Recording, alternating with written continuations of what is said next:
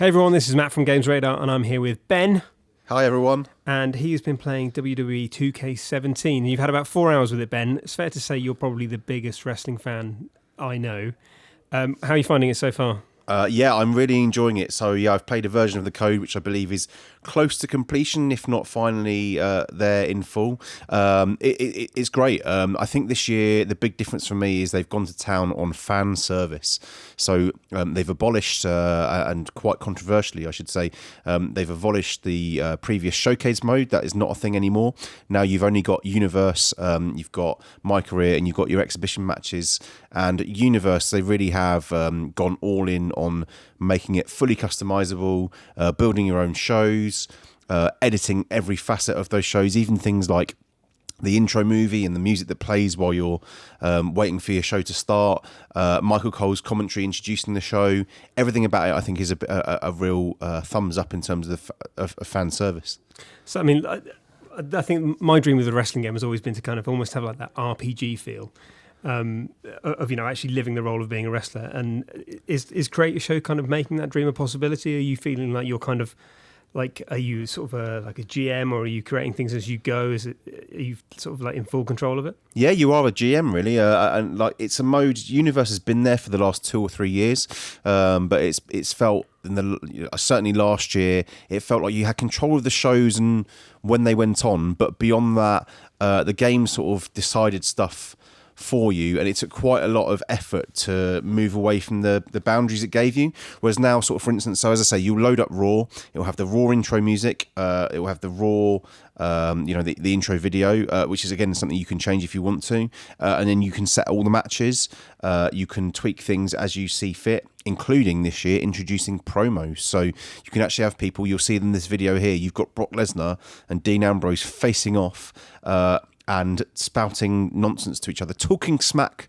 to one another, and you control it all. Or certainly you control one character. I haven't tried it with 2 characters yet. I don't know, how that is for if I was promoing against yourself. But for one character, it is quite fun. It's quite basic. I mean, you've got 4 dialogue options each time. Then the game will will say something on your behalf on screen, and then your opponent gets a chance to do the same. And at the end of that, back and forth, you get told who's the winner of the promo, and I guess they get a little boost in terms of their stats for the feud.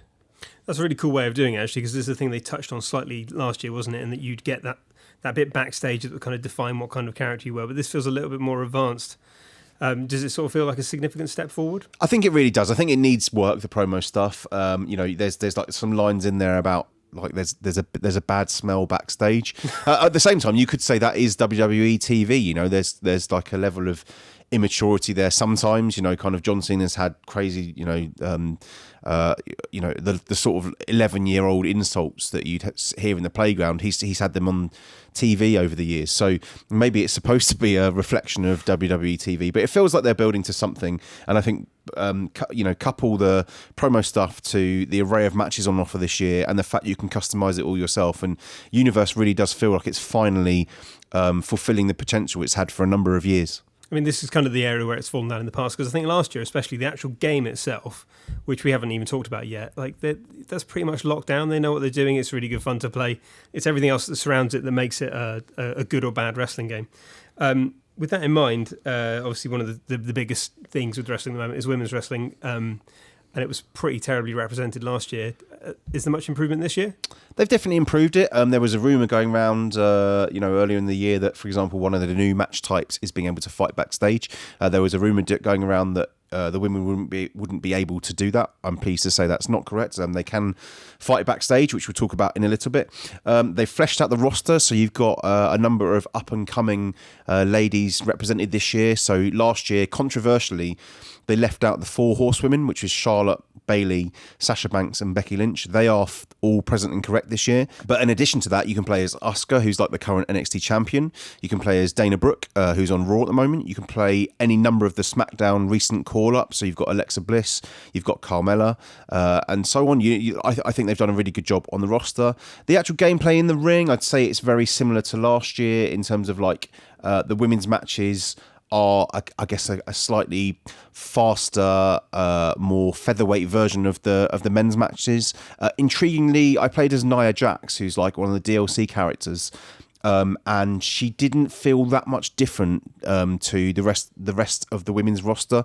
So, for instance, she's like by far the biggest lady on the roster. She's sort of the same build as Karma, stroke Awesome Kong. I don't know if you remember her from years gone by, but I was still able to pick her up with Sasha Banks and sort of slam her with a backdrop. So there's an issue there in terms of like maybe they need to configure the weighting, but in terms of the feel of the game, like it's similar to last year, but I just think they've done a much better job with the making sure the women's roster is in depth.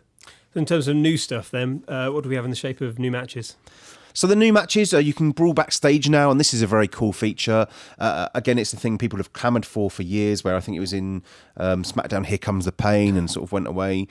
So now you can actually, there's different types. You can have a match that starts backstage and it's only finished by a KO, or you can have, I believe, like a Falls Count Anywhere match. Again, I didn't actually get time to try this particular match, but I believe you can actually walk up the ramp, press a button to take you through to what's called the gorilla position, which is the place in real life where Vince McMahon and Triple H watch the shows, and you can brawl around there. You can then go down the corridor. There's an authority office you can brawl in, where like some matches you'll get Triple H stood in there, some matches you get Stephanie. Occasionally Triple H might meet you at the door and sort of confront you. You can go into a backstage dressing room. Matt, this video here you very much enjoyed of Shawn Michaels slamming Bret Hart into a television and the sort of that like over the top electrical explosive effect. And you can also, hilariously, you can like run down the corridor and you'll see Renee Young interviewing a wrestler in the distant background. For me, like once it was Seth Rollins, once it was Kane. And if you get close enough, they'll actually run off in a kind of like hilarious panto, but real life WWE style fashion. So that's the big game changer, as it were. The other thing they've amended is ladder matches. Now, obviously, these aren't new, but they've done some good things in terms of making sure they're not the mess they were previously. So, for instance, when you prop up a ladder now, it will automatically prop up either in the middle of the ring or by the turnbuckles. There's no more sort of ladder sliding all over the place. There's no more being able to go up the ladder and trying to reach for the belt and getting nowhere near it. And within that ladder match model, there's a new means of actually trying to get the belt down. As you can see here, it's easier for you to see it than for me to explain it. There's basically like a little ball. It's a mini game where you have to get a little ball between a rotating Peggle style gap. Again, it's a really hard thing to sort of. You can see what I mean here. Cool. Okay, it does sound better. Particularly the backstage stuff sounds like. I mean, that's a thing that was in there years and years ago. I remember trying to sort of make the marker appear so you could go backstage. And for them to have brought that back and made such a good job of it is pretty exciting. So all in all, you're pretty excited about it, is it fair to say? I'm very excited about it. I mean, I really enjoyed last year's. I think I clocked up about 750, 775 matches in last year's. So like you said, I'm probably the guy on the team who knows it the best and still enjoy it. But I think that like there were limitations to what you could do in universe mode and the match types available. They haven't greatly expanded on the match types. You know, there's still other stuff people want back, like a sort of 2 out of 3 falls match, casket matches, things from the past that that in terms of that complete fan service they'll probably look at later. But I think when you look at the array of stuff that's there now, the other little details. So for instance, you can go in create an entrance now. You can go in and there's something like 50, 60, maybe 70 new generic theme tunes. So for instance, the last 4 or 5 years when you created a wrestler, you could choose between about 20 to 25 theme tunes, or you could have like Kalisto's music or Triple H's music. You don't want to use music for if you're making Grumpy Matt Elliott or whatever I'm sure you come up with a better title than that. And that's a really unfair comment on your character, which is completely untrue. But you want that is my wrestling offering. But you want something kind of unique to you, and there's a greater selection of theme tunes there now you can play with, and you can even make your own like victory celebration. So you can copy any celebration. If you want to celebrate Grumpy Matt Elliott winning like Kofi Kingston leaping around the ring New Day style, you can do that, which you weren't able to do in the past. Or I always said, Matt, you'd be like the Vaudevillains. You can be like one of the villains celebrating that kind of 1930s heel style. I think that'd be more befitting of you. I think the last creator wrestler I made had the moveset with the DDT was his finisher, complete with the the hand movement, which you can't see because this is an audio recording. Cool. It all sounds really good and really exciting, and I'm pleased you're looking forward to it. Yeah, watch this space. I believe we'll have a review in sort of 2-3 weeks' time. Like I said, the code I finished was in a very good state, and I'm really excited to see how the final product holds up. Cool. So stay tuned to the channel for more WWE 2K17 videos, and subscribe to Games Radar for more news, reviews, features, and previews.